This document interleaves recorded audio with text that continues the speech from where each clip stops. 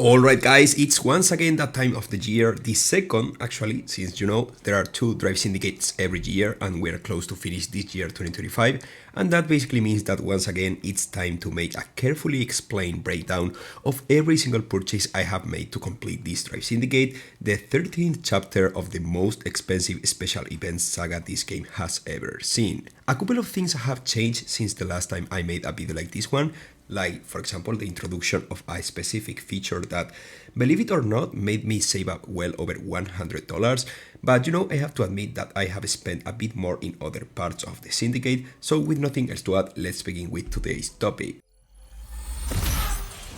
Okay, so first of all, let me show you how I began this journey, starting with the cars I already had and those that I didn't have at the beginning of this syndicate. On the image you can see on screen right now, you can appreciate that I began this journey with no Dodge Hellcat, nor Thembo Aurora Agile, and obviously no progress in regards to the Koenigsegg Chimera. However, I had my Nissan Z4 completely maxed, as well as the McLaren Solus and the Bugatti Bolide, meaning that by having all those cars already maxed out, I saved up a ton of syndicate coins and real money as well, which obviously helped me in focusing into the cars I didn't have. You know guys, this is a situation some of you guys might not begin with, hence why the journey to unlock the Chimera or any other of the upper cars available varies in price from one player to another. Having stated this, and since you all guys now know from which position I started playing this Drive Syndicate, it's time to begin with the spending spree breakdown, assuming we all are on the same page of the book. Okay, so let's begin with the Dodge Hellcat. I previously admitted not being capable of pronouncing the entire name of this car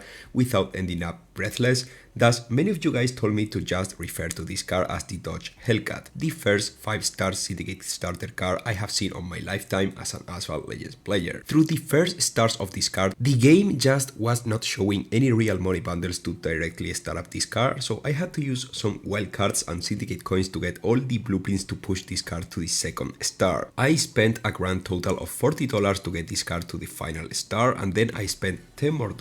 to get all the 8 epic import parts required to turn this car golden. In general, $50 right at the beginning. Obviously, I would like to clear out the fact that you can pass through this stage with the bare minimum requirements. This is a 2 stars Dodge Hellcat for like $10 and some wild cards. Since the overclock boost, you don't have to fully upgrade the car itself. But you know, I was seeking for the full completion of the entire event, and for me that meant to gold all the cars that weren't golden before. So yeah, and well, from this point onwards it just gets worse. I had the next 2 cars completely golden, so I spent $0 progressing through the Nissan and the McLaren Solus stage, but then I got into the Aurora Agile stage, and that's where things got expensive, because Gameloft changed a bit the structure of the bundles you need to 4-star the Aurora Agile, which is the basic requirement to pass through this stage, so you know, I had to pay. First of all, and just to be sure, $20 for the Aurora Epics bundle, then the unlock offer, which was like $10 or something like that. Once the car was mine, I used wildcards, and a couple of times I spent on syndicate coin packs, but you know, in general it took me $10 for the second star, $40 for the third star, $50 for the fourth star,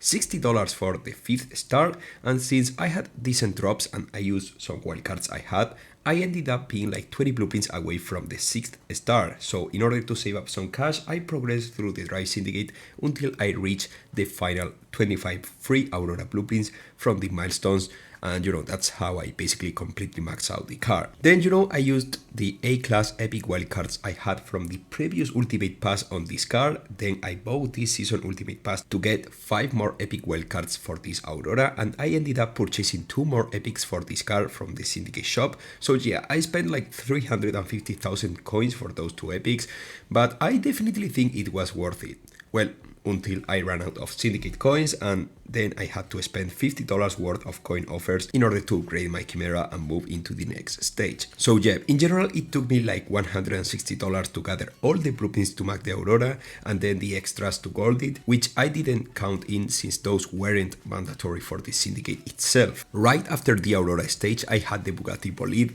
but since my Bugatti Bolide was already completely golden, I jumped into the final chapter of this Drive Syndicate without having to pay a dime. I saved up every single syndicate coin from the pin missions, and with that I had more than enough to upgrade my Chimera and complete the Syndicate with 100,000 coins left. The day after unlocking the Chimera, the bundles appear on the Syndicate shop, and I spent $120 to upgrade the car to its 4th star, $160 for the 5th star, and $60 for 6 Chimera epics. Upgrading this Chimera to the final star would have costed me like $200 in bundles, but luckily I purchased an item that wasn't around last Drive Syndicate, and that was the ultimate startup, which was introduced recently. Since the Koenigsegg Chimera was already mine, I applied this item to the car and all the necessary blueprints for the final star were installed instantly, turning my Koenigsegg into a 6-star car for $50, which is what cost me the ultimate startup back when I purchased it around a month ago or something like that. Definitely one of the most worthy purchases I have made within this game, I have to admit though. I will be extremely honest with you all guys, $620 for this Koenigsegg Chimera will place it on the right spot with all the previous Syndicate cars in terms of cost, more or less,